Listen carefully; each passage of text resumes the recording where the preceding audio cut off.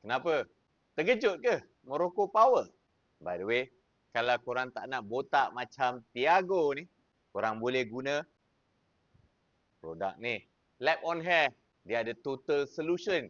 Kalau kau nak tumbuhkan rambut kau tu, untuk siapa-siapa yang scalp kau gatal tu, dia ada shampoo, dia ada scalp spray.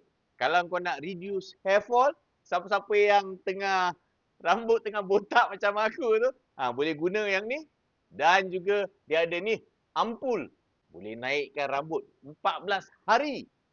Jamin. Morocco seri. Satu sama dengan Brazil. Ramai yang terkejut pasal ingat Brazil ni power.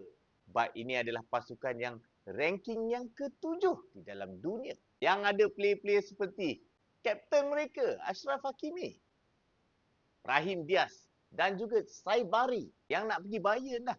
Goalkeeper diorang, Yasin Bono. Dan seperti mana yang aku predik, player ni yang kau perlu ambil perhatian, baru semua orang nak tahu pasal dia hari ni, player of the match aku, Ayub Buadi.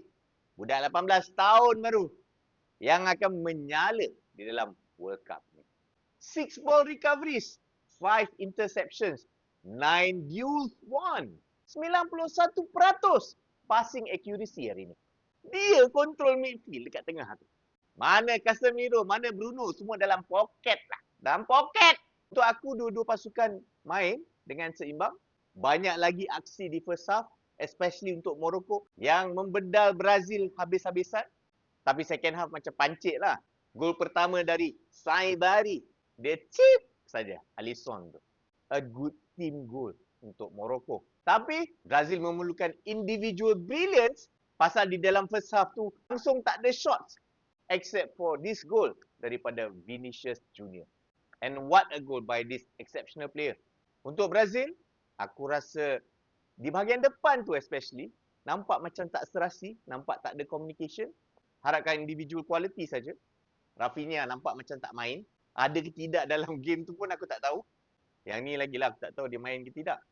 Aku rasa dia perlukanlah produk lab on hair tu. Kasih ada rambut sikit. Untuk aku, Brazil made one big mistake dengan tidak memanggil Joao Pedro. Decision yang akan makan diri sendiri, kita tengok sajalah.